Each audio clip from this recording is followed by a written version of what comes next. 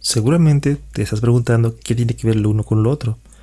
Bueno, para comenzar esta historia me gustaría simplemente remarcar el hecho de que cuando nosotros, bueno, yo en particular escucho la palabra ajedrez, me vienen a la mente jugadores muy reconocidos y algunos no tanto.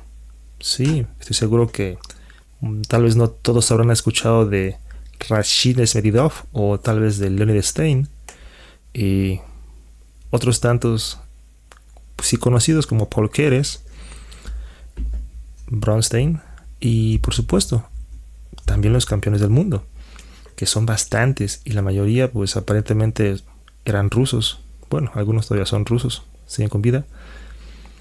Y no es extrañar, mucho de lo que sabemos de ajedrez hoy en día se lo debemos a la URSS, la Unión Soviética. Bobby Fischer aprendió de ellos para mejorar y míralo. Tenemos que entender que ahora el ajedrez ha tomado un giro inesperado. Sin embargo, aún así recordamos pues con cariño los días de gloria de Kasparov, con Karpov, con Kramnik, las 3Ks, claro que sí. Ahí, aunque en 2007 Kramnik se dio el título ante Bishanat, pues aún así hay un legado. Y aunque actualmente se pretenda o parezca que el ajedrez ruso es un vaivén entre Karjakin y Nepomniachtchi, pues hay más que eso. Y con respecto a Karjakin, quisiera mencionar que en este video no pretendo tener alguna mención sobre el papel que tiene, ya sea él mismo con sus aserciones. Solo quiero dejar en claro que estoy consciente que él está sancionado por sus me parece que sus aserciones por Twitter, no lo sé. Solo quiero mencionar algo curioso, que si no me recuerdo, Karjakin es ucraniano. De hecho, él admiraba mucho a Ruslan Ponomarov. Sí, se nacionalizó ruso en 2009, así que es un poco confuso esto que se autonombre patriota, porque, bueno, en fin. Digo todo esto porque es curioso. En 2016 se le hizo una broma a causa de que pudo defenderse bien en unos cuantos juegos. Decían que iba a quedar como ministro de defensa y vaya, parece que se tomó papel en serio. En fin, bueno, continuando con esto. 2007, a pesar de que fue un año en el que igual, pues el título pasó de Rusia a India, fue un año en el cual se descubrieron muchos talentos.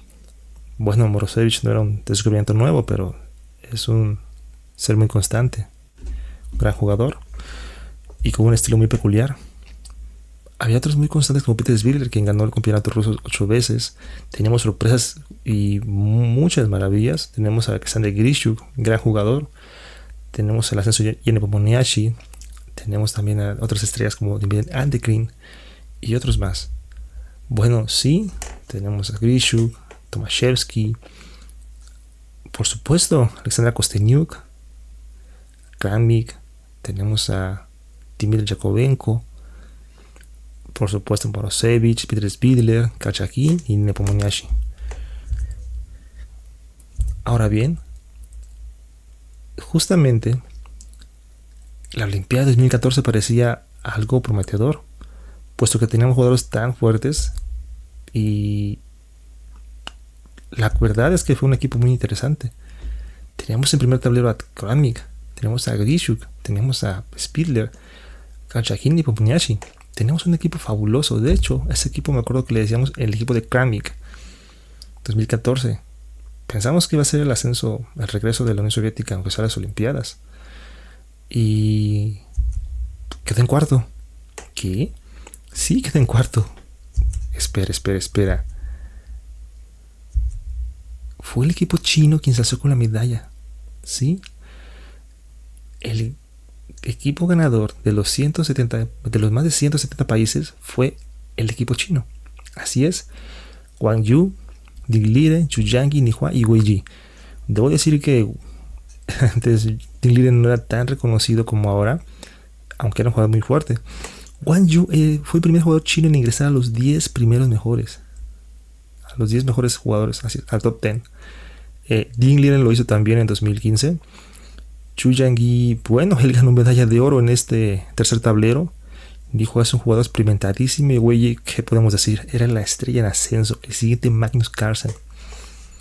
Bueno, y ustedes se preguntarán, ¿por qué rayos? ¿O cómo es que pasó esto? Nadie vino a venir que China iba a ganar de esta manera. Y la verdad es que tenemos que regresar un poquito al pasado y darnos cuenta que en Rusia el ajedrez siempre ha sido una costumbre aristócrata. Sí. De hecho, fue el zar de Rusia el que llamó grandes maestros a los grandes maestros, a los primeros. Por otro lado, hacían exhibiciones, traían a Capablanca para hacer exhibiciones en público y a él le encantaba vender. Bueno, y también le encantaban las rusas. Y esto habla, pues, del legado y tradición que tiene, pues, Rusia con el ajedrez. Sin embargo, con la Revolución Socialista, bueno, el ajedrez tuvo un auge increíble. Sí, incluso fue materia escolar, creo. De hecho, las razones no son muy complicadas de entender. Tenemos que tener en cuenta que el clima en Rusia juega un papel fundamental. Todo el tiempo hay frío. Y es muy difícil hacer deporte en exteriores. Sí, aunque en ocasiones había momentos amenos, algunas otras no era tan fácil para hacer actividades. Vean el libro de Dostoyevsky, Noches Blancas. Bueno, incluso en tiempos recientes, más recientes, tampoco era tan sencillo salir al exterior, por lo que las actividades en interiores fueron, pues, muy bien aceptadas, fueron fundamentales. De hecho, tenemos que recordar que mucho dinero no había en los primeros inicios de este proyecto socialista, y justamente el ajedrez como deporte, como disciplina, como una forma de enseñanza, vino a hacer muy bien porque les evitaba les evitaba el construir grandes monumentos, grandes estadios, canchas techadas, a cambio de comprar unos cuantos tableros, piezas. Sí, fue un negocio bastante redituable, es decir, una escuela podía armar su selección, en un salón podían caber muchos chicos jugando ajedrez, y poco a poco se fue impartiendo en las escuelas. De hecho, fue también aceptado que el hecho de que Lenin fuera amante del ajedrez, de modo que era una actividad, pues, prácticamente popular. Y también el hecho de que entre los círculos de gobierno se jugara ajedrez, fomentaba mucho este deporte, fomentaba mucho la práctica de él, fomentaba mucho el reconocimiento. Imagino que el cuadro es tan grande para que el caballo entre mientras se mueve. Bueno, en fin, sí, así es. Había clubes, había espacios para poder competir, incluso en algunas campañas del ejército había sus pequeños certámenes, y era una actividad bastante lúdica, bastante reconfortante, bastante, bueno, seria sobre todo. Independientemente del nivel que tuviesen las personas, jugar era como que una parte de socializar, parte de pertenecer a este grupo de personas que bien pueden ejercer este derecho. Y es así como desde Mikhail Botvinnik, sí, claro, impartiendo en las escuelas ajedrez, localizando los jugadores más prometedores, es así como se empezó a encontrar talentos gigantescos, y con la debida enseñanza e instrucción, pues tenemos que los grandes campeones surgieron ahí, justamente en este aislamiento. Sí, hubo ocasiones en que Rusia se la vio, bueno, la Unión Soviética tuvo problemas con Estados Unidos, puesto que Bobby Fischer fue un fenómeno, gran jugador. De hecho, aquí estamos viendo un ajedrez ruso, el modelo Dubrovnik, el cual no tiene cruz porque, bueno, ya saben, no hay religión y Dios en estos regímenes. Y es una pieza muy estética. Los caballos son cómodos, aunque no me gustan tanto la parte de arriba, pero es un ajedrez muy bonito. La base es increíble. Sí, pareciera que Brony cuenta nueva. Bobby Fischer hizo su jugada maravillosa, Desaparecer. Y es así como Kasparov, perdón, como Karpov enfrentó a un Kasparov. Y bueno, se vino la guerra de las 2K, pero antes de ellos y antes de Kramnik había otra K, ¿sí? Por lo que es la K de Korchnoi. Verán, Korchnoi refleja justamente el jugador soviético, que más tarde reflejaría el jugador chino. Korchnoi era un jugador que tenía que ir escalando. Sin embargo, para poder salir de la URSS y competir contra otros países, tenías que hacer ciertos méritos. Y cuando no lo hacías, no salías. Entonces, él decidió escapar. ¿Sí? Decidió escapar. Así que se fue, se nacionalizó suizo finalmente y bueno, tiene un récord de jugar muchísimas partidas serias de torneos. Así que eso lo dice en su libro El ajedrez en mi vida y algo más. Y justamente por eso la Unión Soviética fue un lugar muy, muy prometedor para el ajedrez, porque en aquel entonces viajar fuera de la Unión Soviética no era posible. Así que digamos que los encuentros tenían que darse dentro de la Unión Soviética y eso incrementaba muchísimo el nivel de los jugadores. Por otro lado, en su libro menciona que su libro favorito era de Hemingway, por quien se doblan las campanas, enseñando a los altos mandos, bueno, o dando un mensaje subliminal a los altos mandos, ¿no? Dato curioso nada más. Bueno, y en lo que respecta a ajedrez, pues tenemos que tener en cuenta que pues la Unión Soviética tuvo influencia en China. Sí, bueno, China es una superpotencia. En lo que respecta a ajedrez también ya lo es. Basta con ver que han logrado llegar a primeros puestos en la Olimpiada de 2014 y 2018. Sí, por delante de países increíbles. O sea, y esto nos sugiere que es una potencia que está emergiendo, que está iniciando y puede hacernos creer que no por nada tiene el campeón actual del mundo. Y bueno, tenemos que recordar que es así porque Magnus Carlsen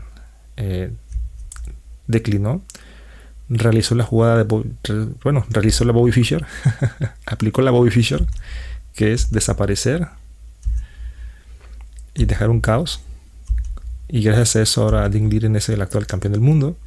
Si bien no es el mejor jugador del mundo, es innegable que es uno de los mejores jugadores del planeta, y esto me recuerda mucho a la situación en la cual Magnus Carlsen estaba por encima de Anand cuando Anand era campeón del mundo. Así que bueno, es como regresar al pasado. Y no solo eso, también tiene la mejor jugador del planeta, que fue campeona femenil, Hou Jifan, y que por aplicarla a Judith Polgar, desaparecer, por favor dejen de hacer eso. Dejó como campeona a Chun Wenyu. Bueno, no dejó, sino que dejó el puesto y lo ganó Chun Wenyu.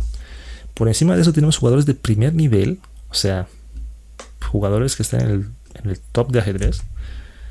Y también tenemos, por supuesto, jugadoras de aún más nivel.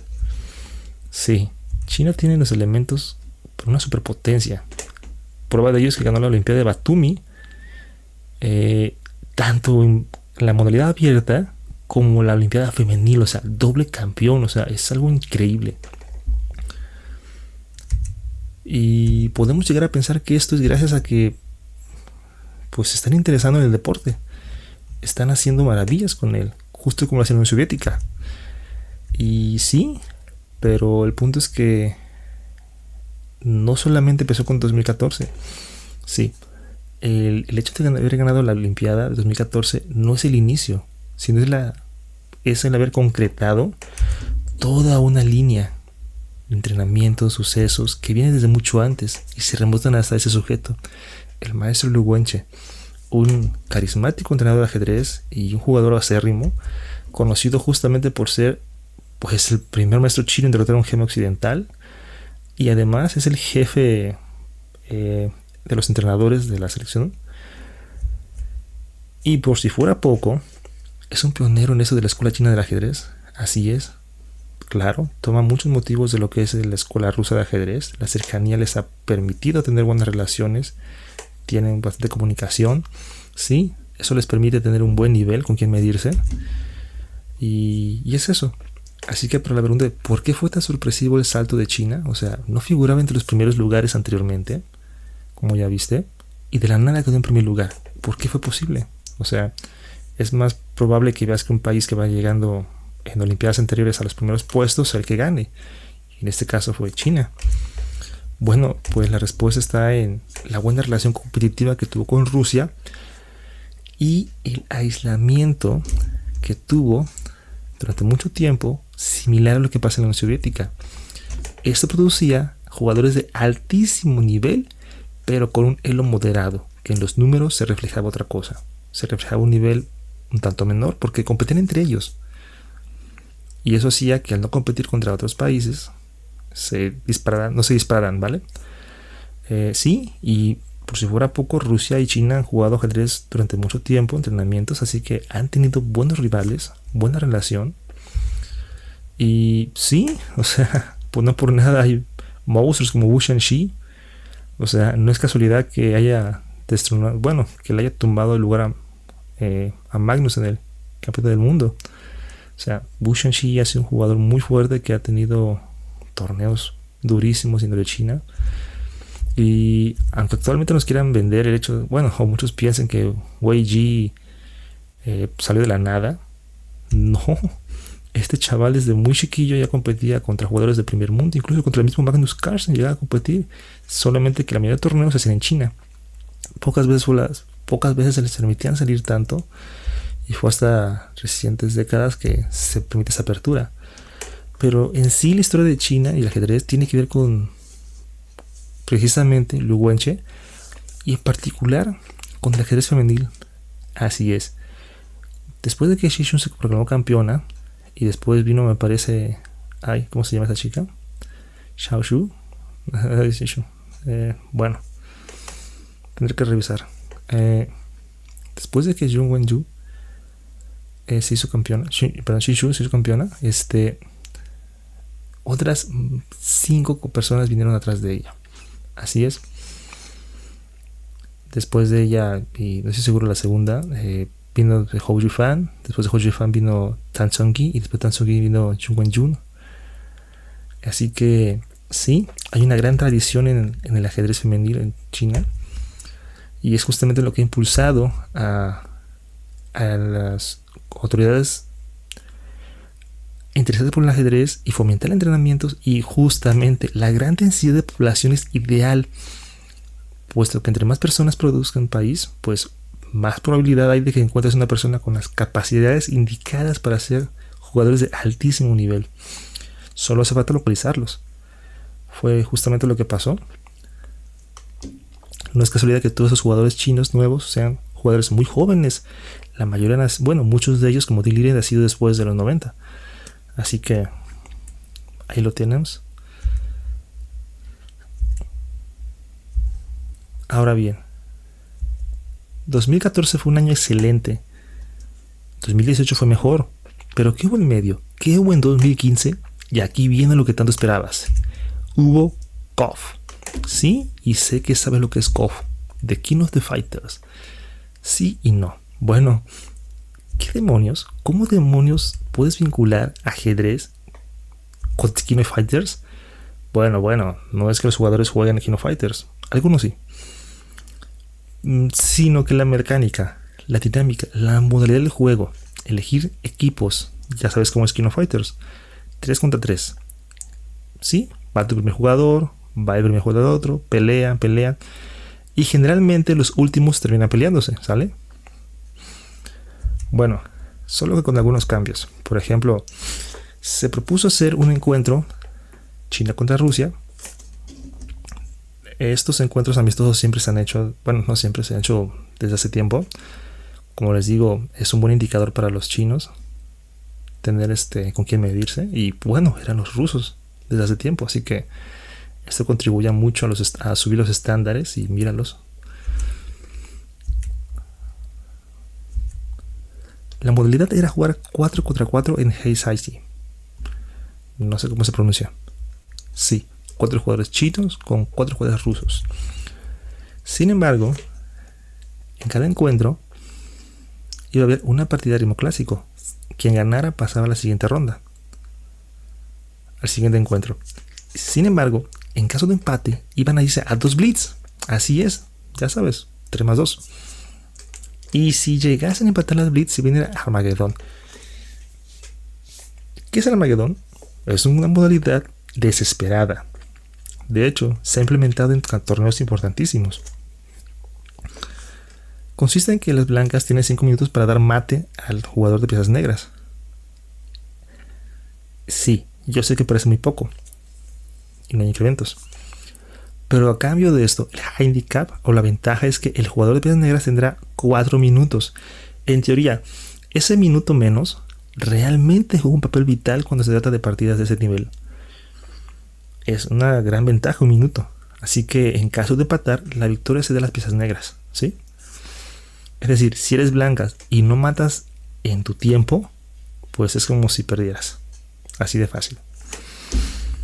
Sí, es una medida desesperada, pero sirve para no echarnos 20 partidas blitz hasta que uno desempate. Bueno, y por el equipo chino, ¿quiénes iban a integrar a la selección de 4? Pues, wow. La selección china iba a estar integrada por los más basados de todos. Y aquí pongo por esa misma razón al personaje más roto de todo el KOF. Es decir, ¿viste quién era la selección olímpica? O sea, aquí están los 4. Falta nada más Wang Yue. O sea, pero fuera de eso están todos ellos. Y del lado de Rusia, ¿quiénes van a representar a Rusia? ¿Quién es ese? No tengo idea quién es ese. Hace tiempo que no juego KOF. Dice que es ruso, pero no se ve. No lo conozco. Perfecto, mucho mejor. El personaje más carismático de todo KOF, Blue Mary. Del lado de Rusia tenemos a nada más y nada menos que Sergei Karjakin, Tomaszewski, Borusevich y Nepomniachtchi. Bueno, vamos por la lista feed. Dime quisquilloso, pero ¿qué es esto? Se supone que te ponen al equipo olímpico al que ganó la medalla de oro y mandas unos randoms. Bueno, no es que sean malos, son muy buenos, pero digo, tenías a Kramnik, tenías a Grishu, tenías a Svidler y mandas a la banca. Bueno, sí y no. Mira, China tenía jugadores fuertísimos. De hecho, China destaca por algo. Tú verás en las listas de China 2015 jugadores de altísimo nivel, pero no nada en medio. O sea, tienen los 2700, 2000 y ya, ¿no? O sea, tenemos a Bu Shanxi, una leyenda, un jugador fuertísimo. Ni Hua, quien fue parte de la selección y jugó en este match contra Rusia. Wang Hao, que posteriormente jugaría candidatos, en el cual Nepomniachtchi ganó por segunda vez. Yu Yangyi, mira nada más, ya te dije quién fue, el medalla de oro en tercer tablero. Wei Ji, el niño maravilla. Tenemos también a otro más, a Li Chaobe, o sea, wow. Y a Ding Liren, por supuesto, quien estaba en ascenso. Y del lado de Rusia tenemos a muchos jugadores también. Tenemos a Matlakov Maxim, que comentaré más tarde. A Malakov, a quien ya le dediqué un video, que es un jugador súper combativo. Y en este caso irá Alexander Morozevich, un veterano muy muy fuerte y bueno, mucha experiencia. Y a Nepomniachtchi, que estaba en ascenso, y tiene una historia muy rara.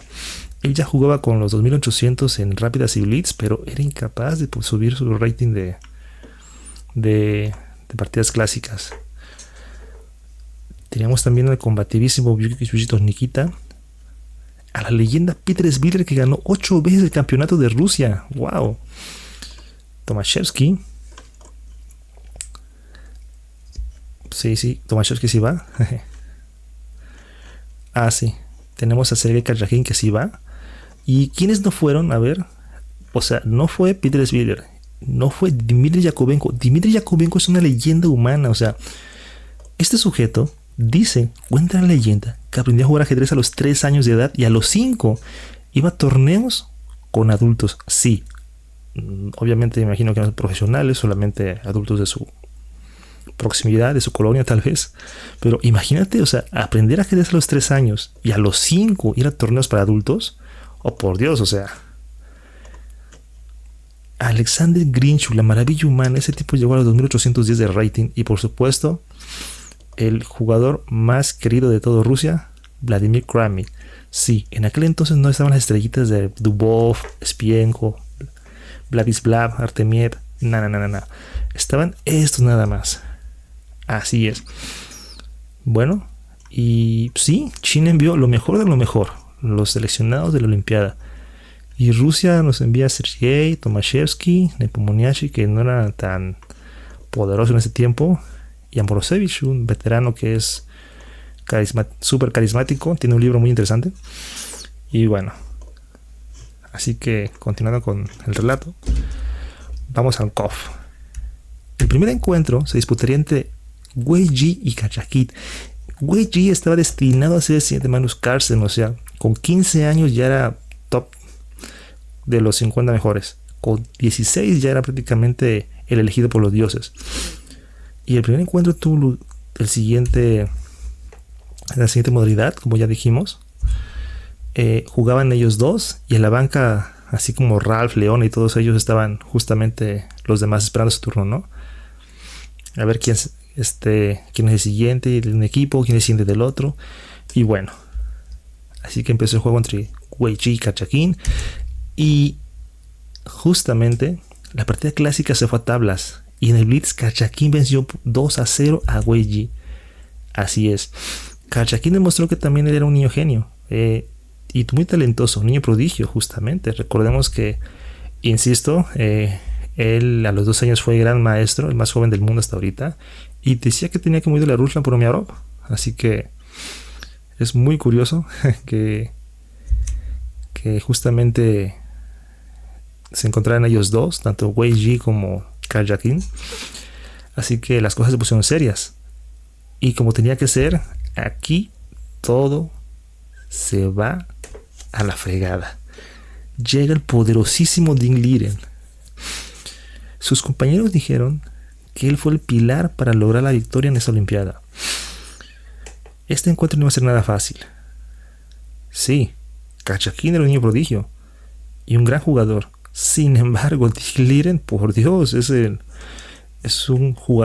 mejor jugador de China en ese entonces. Había ganado el campeonato chino, me parece. Y pues, era un encuentro de pesos pesados. ¿Cómo terminó este encuentro? Pues no fue nada fácil. Estuvo muy reñido. De hecho, estuvo reñidísimo. En la partida clásica fueron tablas. En las Blitz cada uno se anotó un punto. Así que, como ya sabes, vino Armageddon. Así es. Todo o nada. Ganar o morir. Para eso es. Nada de cortesías. Nada de nada. Vamos por todo. Victoria para Khachkar. ¿Qué? Sí. A Wei Ji le tocaron piezas blancas. Y como no consiguió matar a Khachkar en los 5 minutos, el encuentro terminó en tablas. Y por tal motivo, Khachkar pasó a la siguiente etapa. ¿Suerte? Puede ser. Yo creo que sí. O quién sabe. El hecho es que parecía imbatible. ¿Cómo es posible? Pues sí, o sea, ganar a Wei Ji es una cosa, pero que los dioses quieran que ganes a Ding Liren ya son palabras mayores. Ahora, vamos con lo siguiente. Para el tercer encuentro venía nada más y nada más que el experimentadísimo Ni Hua, un combatiente con muchos años encima en los torneos de Rusia, compañero de Wu Shangxi, de hecho, o sea, por Dios, son leyendas vivientes. Y el encuentro estaba destinado a cambiarlo todo. Victoria para Khachkar en el clásico. ¿Qué? ¿En serio? ¿Es en serio? ¿Cómo diablos Khachkar está despilfarrando talento o está teniendo suerte? porque está acabando con 1-1 con la selección que ganó la medalla de oro en la Olimpiada Nacional 2014, Olimpiada Internacional 2014. Es así como para el tercer encuentro se acabaron las cortesías. Venía el mismísimo Yu Yang, quien ganó medalla de oro en el tercer tablero. Así es. Jugó contra todos los terceros tableros y fue el mejor. Si no me recuerdo, Karjakin jugó en cuarto tablero en la Olimpiada. Sí, pero creo que en la primera era suplente. Entonces, vamos a ver quién nos prepara el destino. ¿Cómo va a acabar este encuentro?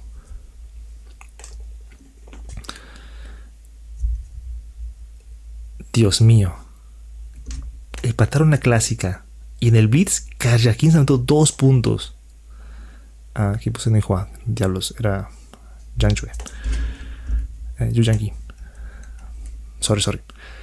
Y es así como Karjakin, de una manera poco esperada, por Dios. O sea, oiga, yo sé que los que juegan KOF sabrán que es muy poco probable que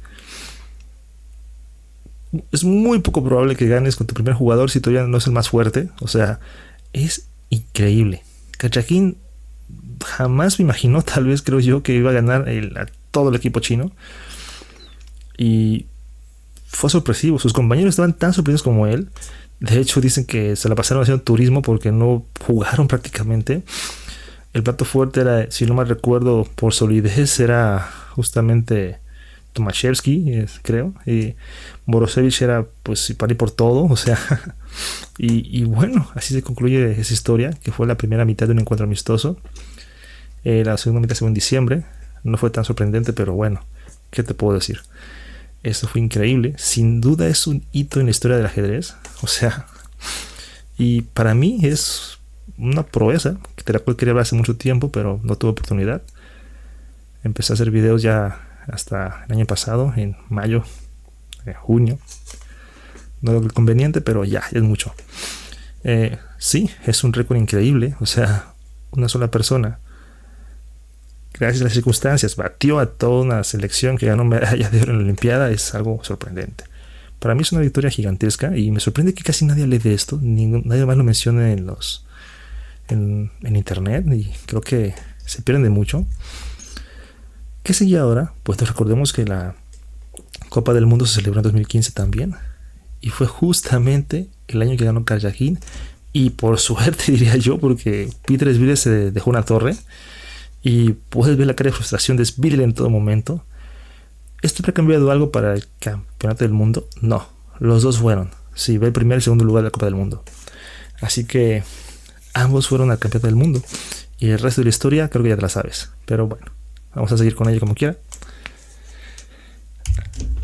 Para el campeonato del mundo no la tenía nada fácil. Tenemos a Anand, un jugador al cual Kramnik describe como un verdadero genio. O sea, describe como un verdadero Mozart del ajedrez. O sea, para Kramnik, el jugador más prodigioso que pueda haber, más talentoso, es Anand. O sea, no es Kasparov, no es Magnus, es Anand. Siempre lo fue. De hecho, es chistoso la manera en cómo Carlsen justamente se entrenó para ganarle, que fue prácticamente robarle todo su equipo. Bueno, comprar su equipo, así que es muy curioso. Bueno, tenemos también están Caruana y Nakamura, Topalov, Nishigiri y Aronian. Wow, puros jugadores fuertísimos. Y sí, ese torneo fue muy recordado porque Karjakin, igual que en el juego contra los chinos, tal vez muchos no esperaban nada de él, pero terminó rompiéndola. O sea, terminó haciendo y deshaciendo con varios. Es decir, mira nada más, o sea, en rating estaba en el penúltimo lugar, creo. Y en experiencia no se diga nada, o sea. Sin embargo, la suerte le favoreció. Este torneo es recordado precisamente por eso, porque Rusia tendría la oportunidad de reclamar una vez más la victoria del campeonato del mundo, y por el hecho de que Giri empató todas. Sí, también le hicieron meme, no la perdonan. Oye, pero por Dios, está muy complicado hacer tablas 14 partidas con los jugadores más fuertes del planeta. O sea, eso para mí es un gran mérito. O sea, creo que si alguien más lo intenta hacer no le sale y wow, es fabuloso. Pero eso es divertidísimo. Se pasan. Bueno, pero pues, en fin. Bueno, es así como Karjakin se enfrenta a Magnus. Y sí, pese a todo, no le hizo pasar un buen rato. Magnus Carlsen se vio en aprietos muchas veces. Tanto es así que estaban empatados en los clásicos. El desempate fue en los playoffs, pero puedes ver la expresión de Magnus de desconcierto. Y creo que fue la vez que más cerca estuvo Rusia de recuperar el campeonato del mundo con un ucraniano. Bueno, no sé cómo funciona esto, pero bueno, fue la vez que Rusia estaba más cerca de recuperar el campeón del mundo. Y ofrecieron un juego pues medianamente interesante, en el sentido de que no hubo grandes masacres, pero sí hubo tensión. Y bueno, el resto ya lo conocen. Y aunque tuvo otra oportunidad con Nepomniachtchi, y pues quisieron vender como que era el encuentro del año, porque Nepo tenía score positivo cuando eran niños, insisto. Yo a Nepomniachtchi tengo mucho cariño porque en las Olimpiadas de 2018, 2016 creo, él, les digo, él tenía todo para competir con los grandes. De hecho, él contra Nakamura, el campeón del mundo, perdón, el campeón del mundo jugó contra Nakamura y se fueron a desempates y 5 y 5, creo que jugaron 5 partidas, fue el desempate más largo y wow. Es decir, estaba a nivel de Nakamura, eso me llenaba de entusiasmo, pero era muy inconsistente. Sí, no es un jugador de match. Sí, le vengo siguiendo la pieza hace mucho tiempo, pero reconozco que pues ahí un salto de nivel descomunal. Tanto es así que Magnus Carlsen no tuvo muchos problemas, no sufrió tanto este match y se le vio muy superior todo el tiempo. Y bueno, hay comentarios de que sucede con su amigo, pues claro que sí, pero bueno, creo que todavía no era el tiempo de Nepo. No se sintió esa tensión como la cual hubo Karjakin. Y no le fue nada bien en la segunda oportunidad que tuvo por el campeonato del mundo. Y ya no ante Magnus, sino contra Nick Liren, que si bien no es un jugador como Magnus Carlsen, pues es un jugador fuertísimo. O sea, aunque sorpresivamente, digo sorpresivamente porque en el campeonatos, el torneo de candidatos fue Nepomniachtchi quien se parecía superior a Nick Liren, sorpresivamente pudo recuperarse. O sea, y lo vimos todos en la segunda mitad del campeonato, del torneo de candidatos, que diga. Él se recuperó y hizo un buen papel. Y en este torneo sin Magnus, si le llaman algunos, pues tuvo la oportunidad de oro, pero fue Nick Liren que hizo con la victoria. Y esto sorprende bastante porque está rompiendo paradigmas en ajedrez de una forma increíble. Está rompiendo bastantes hitos. Parece que Rusia pues ya nos dejó una gran enseñanza, pero que prácticamente hasta ahí quedó. Pareciera que el declive de Rusia está en pos de otras potencias, no solo China, sino también el ascenso de India. Recuerdo que en una ocasión platicaba con una persona con la cual quería presumirme de que en su teléfono recibió la noticia que ganó Nick Liren y me quiso presumir, y yo le dije, sí, ganó Nick Liren, pero no te sorprendas si en los siguientes años quien gane es un indio. Y dicho y hecho, gracias a la influencia de Anand, gracias al, como dicen todos, es vital que le haya ganado. Tantos jugadores como Hari Krishna, Vijay Gojiri, o sea, y en particular estos jóvenes, o sea, son la punta de lanza de una nueva generación, superpotencia. Sí, si bien Rusia aún tiene muchos jugadores de élite, pues Kramnik ya no juega. Y aunque nos quedan otras joyas como Grishuk, Tomaszewski, Morozevich, Spiller, Jakubek no es activo. Y por supuesto, tenemos estrellitas emergentes como Dubov, Artemiev, Spienko. Tuvimos promesas, hubo promesas como Andrekina y Narkiev, que no se concretaron. Hay todavía jugadores fuertísimos como Malakov y experimentados como Nayer. y talentosos como Maxim Matlakov, quien se, quien se manifestó abiertamente contra el conflicto armado y junto a otros 43 ajedrecistas rusos hicieron un oficio y bueno, creo que no los veremos jugando por un día por acá algunos. Y bueno, está de más decir también que muchos jugadores, a causa de justamente este conflicto, se han ido, se han nacionalizado incluso con otros países, en lo cual es bueno, es creo que una mala señal para quienes esperaban el auge de una nueva o un regreso para los jugadores de Rusia. Así que parece ser que lo que nos queda de la Unión Soviética son esos recuerdos, la superpotencia que fue antes, que abrió paso a otros grandes jugadores y permitió el ascenso de China e India en primer lugar. Sí, puesto que ellos tienen justamente los elementos que hizo grande en su momento a Rusia. El hecho de que en la Unión Soviética se fomentó el ajedrez entre todos los estratos de la juventud para localizar a jugadores. Y si algo tiene China e India, son personas, son jugadores, son gente. Y encontrar gente en lugares superpoblados, encontrar talentos en lugares superpoblados es una tarea muy difícil, pero al mismo tiempo muy gratificante, porque entre más personas haya, más garantizas que haya personas con capacidades excepcionales. Así que no es casualidad que los jugadores de India sean tan jóvenes, tengan alrededor de 20 años, porque es justamente el tiempo en el cual al ajedrez se le ha dado la importancia gracias a sus programas y a la influencia de sus estrellas, como Vishenant. Así que, por un lado, la situación de la URSS plantea posibilidades a otros países, y por otro, la situación en Rusia plantea posibilidades a otros países, como India y China. Y por otro lado, Magnus Carlsen, la negativa de Magnus Carlsen abre la puerta a nuevos talentos. Ya está cantado el tiro entre Gukesh y Dingliren. Fue antes de lo que yo esperaba, de hecho, mucho antes. Sin embargo, no es el único. Tenemos jugadores fuertísimos también que están esperando su oportunidad y muy jóvenes, que solo pueden crecer. Así que, mientras tanto, vale la pena preguntarse quién será el siguiente campeón.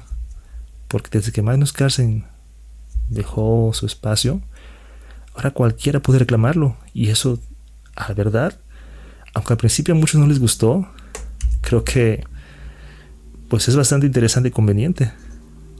Incluso abre la posibilidad de especular, cosa que con Magnus no había. Era Magnus y ya. Bueno, espero que me digas qué te parece este ascenso de estas nuevas estrellas y me digas quién es tu candidato para ser el próximo campeón.